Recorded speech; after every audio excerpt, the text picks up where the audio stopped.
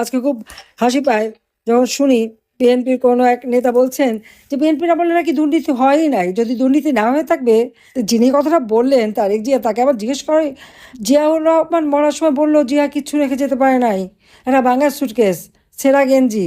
জিয়াউর রহমানের পুরনো প্যান্ট কেটে তারেক আর কোকরে প্যান্ট বানিয়ে পড়াতো খালেদা জিয়া। মাসে একটু রেশনের টাকা পেত, ছোট মাছ ছাড়া নাকি কিছু খেত না, কিচ্ছু ছিল না। আপনার পুরনো ভিডিওগুলি শোনেন, এদের ইন্টারভিউগুলো পাবেন, ইউটিউবে আছে, গুগলে আছে, এগুলি পাওয়া যাবে। তাহলে তারপরে এত শান শকত, এত অর্থ সম্পদ কোথা থেকে আসলো?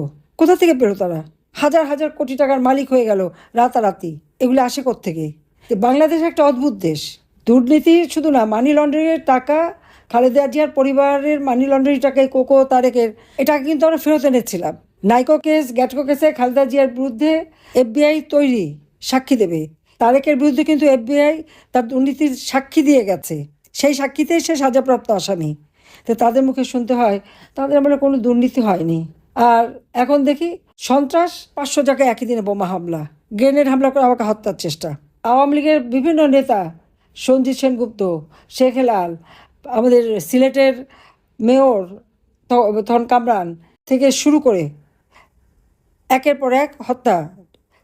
যান খুলনায় কতজন সাংবাদিক, প্রেস ক্লাবে যে প্রেসিডেন্ট হতো তাকে খুন করতো, সেই মানিক শাহ, বালু থেকে শুরু করে আমাদের বহু সাংবাদিক, আমাদের প্রফেসর রাজ্জাক, মঞ্জুরুল ইমাম সাহেব, তাদেরকে নাটোরের মমতাজ থেকে শুরু করে কত নাম বলবো, প্রতিনিয়ত আমাদের লাশ টানতে হতো।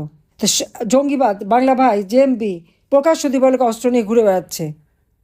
আওয়ামী লীগ নেতা মেরে কাছে হাতে ঝুলিয়ে রাখছে বা 8 টুকরো করে পুঁতে রেখেছে।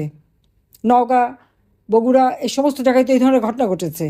রাজশাহীতে প্রকাশ্যে তারা অস্ত্র, একই দিনে প্রকাশ্যে, আর আমার 64 জেলার মধ্যে 63 জেলায় বোমা হামলা, 500 জায়গায় বোমা হামলা, কেবল ঢাকা শহরে 35 জায়গায় বোমা হামলা হয়েছিল।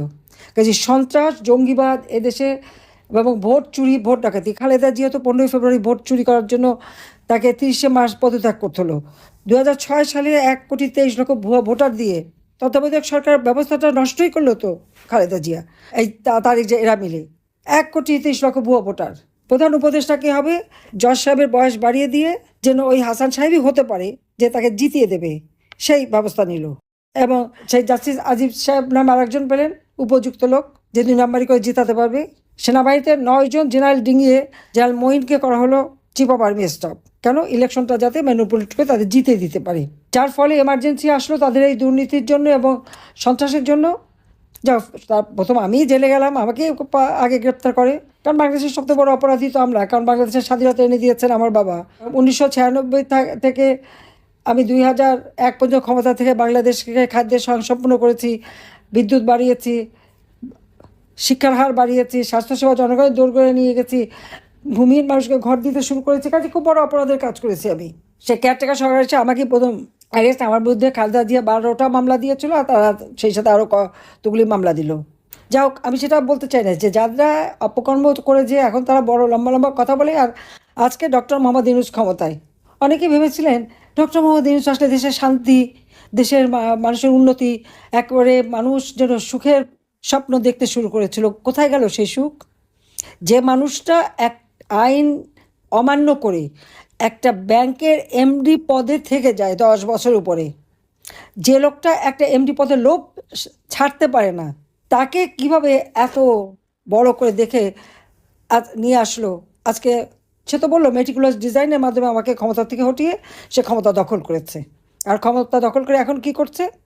এখন তো দুর্নীতি আর সিস্টেম লাগে না, সর্ব জায়গায় দুর্নীতি। আর টাকা ছাড়া, চাঁদা ছাড়া কেউ কোনো কাজ করতে পারবে না। এখন ভিক্ষুকের ভিক্ষা টাকাও ছিনতাই হয়, দিনমজুরের টাকাও ছিনতাই হয়। এ হলো বাংলাদেশের বর্তমান অবস্থা। এই অবস্থার মধ্যে দিয়েই তো দেশ চলছে। আজকে আওয়ামী লীগকে ব্যান করে দিচ্ছে, আওয়ামী লীগের কার্যক্রম বন্ধ, আর ছাত্রলীগ সব বন্ধ, স্বাধীনতা বিরোধী, জঙ্গি, সন্ত্রাসী সব একসাথ। তার মানে কি? আজকে যখন হলি আর্টিজানের জঙ্গিদের ছেড়ে দেওয়া হয়, আজকে যখন 21শে আগস্ট গ্রেনেড হামলার যারা মানে সাজাপ্রাপ্ত আসামি তাদের ছাড়ে, বিডিআরের অভ্যুত্থানে যারা আসামি তাদের ছেড়ে দেয়, তাতে একথা কি সকলের মনে হয় না যে সমস্ত ঘটনার পিছনে ডক্টর মোহাম্মদ ইউনূসেরও হাত ছিল? যেহেতু সে এদের দিয়ে কাজ করিয়েছে বলেই আজকে তাদেরকে ছেড়ে দিয়ে নতুনভাবে আবার তদন্ত, নতুনভাবে আমাদের উপরে দোষারোপ করা। তখন তো সকলেই বলছে ডাল ভাত কর্মসূচি, তারপরে অনিয়মের জন্য এই বিডিআর অভ্যুত্থান। আমরা তো এটা সামাল দিয়েছি। 56 জনের মধ্যে 46 জন তো আওয়ামী লীগ ঘরানার, কিন্তু সব কিছুতে দোষ হলো আওয়ামী লীগের। নিজেদের দোষ তারা দেখে না। আজকে সারা বিশ্বব্যাপী বাংলাদেশের ভাবমূর্তি কোথায়? যে বাংলাদেশকে আমি কত উচ্চ আসনে নিয়ে গিয়েছিলাম, আজকে আর তা নাই। একটার পর একটা দরজা বন্ধ। বিদেশে কাজের সুযোগ কমে গেছে, দেশে কাজের সুযোগ কমে গেছে। বৈষম্যহীন সমাজের কথা বলে এখন সব জায়গায় তো বৈষম্য, সব জায়গায় জামাত শিবির তারা দখল করে বসে আছে। সব শিক্ষা প্রতিষ্ঠান থেকে শুরু করে যত প্রতিষ্ঠান আছে। আর বিএনপি আছে লুটপাট। আমাদের আমাদের সকলের সম্পত্তি তো লুটপাট করে নিয়ে গেছে। গণভবনে আমাদের যা ছিল বা যেখানে যা ছিল সবই তো লুট।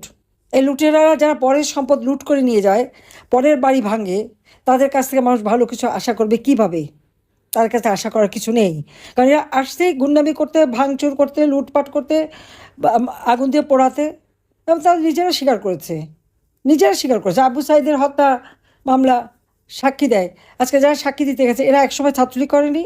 সে সময় যতগুলো অপকর্ম তো এদের দ্বারা সংগঠিত হয়েছে। এবার এরা ছাত্রলীগের নামে ঢুকে সেখানে বসে, তাও তো পরে পয়সা খেয়ে চলে গেছে, কিন্তু থেকে গেছে ওখানে যত অপকর্মগুলি করে বদনামটা ছাত্রলীগের কাঁধে রেখে তারা নিজেরা এখন সাধু সেজে গেছে। আমি যদি বলি যে আবু সাইদের হত্যা থেকে শুরু সব হত্যার সঙ্গে এই ইউনূসের এই এনসিপি পার্টির লিডাররা এরাই দায়ী, তাহলে হলে 7.62 বুলেট কোথায় পেল? এই অস্ত্র কে আনলো? আমি যদি বলি ইউনূস এই অস্ত্র সরবরাহকারী না হলে 6,000 টাকা বেতনের গ্রামীণ ব্যাংকের এমডি সাহেবের 5,000 কোটি টাকার ফিক্সড ডিপোজিট হয় কিভাবে? আর সেই প্যারিস, ইটালি, আমেরিকা সব বিশ্বের বিভিন্ন জায়গায় তার সম্পদের পাহাড় গড়ে ওঠে কীভাবে? কোন ব্যবসায় এত টাকা পাওয়া যায় সেটা একবার সবাই চিন্তা করে দেখুন তো।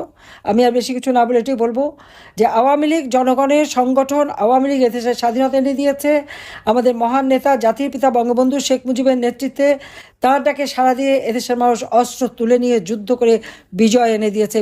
ডিসেম্বর মাস আমাদের বিজয়ের মাস। আমি রেহানা, আমাদের 5টা ছেলে মেয়ে, তাদের উপরও পড়েছে। তারা তো কখনো কিছু চাইতে আসেনি, কখনো কিচ্ছু করেনি। তো নিজেরা লেখাপড়া করেছে, নিজেরা নিজের কামাই করে খাচ্ছে, চাকরি করে কোনো মতে খাচ্ছে, তাদেরকেও সে ছাড়ছে না। কত বড় হিংসুটে এবং কত বড় স্বার্থপর এ লোকটা, আর কত বড় জঙ্গি সন্ত্রাসী। কাজে এই জঙ্গি সন্ত্রাসী ফ্যাসিস্ট ইউনূসকে সরিয়ে দিয়ে বাংলাদেশের মানুষের গণতান্ত্রিক অধিকার ফিরিয়ে আনতে হবে। সকল রাজবন্দীকে মুক্তি দিতে হবে এবং দেশের মানুষের ভাগ্য পরিবর্তন করতে হবে, উন্নত সমৃদ্ধ করতে হবে। এটাই আমাদের লক্ষ্য, যে আমাদের হারানো গৌরব আমরা আবার ফিরিয়ে আনবো।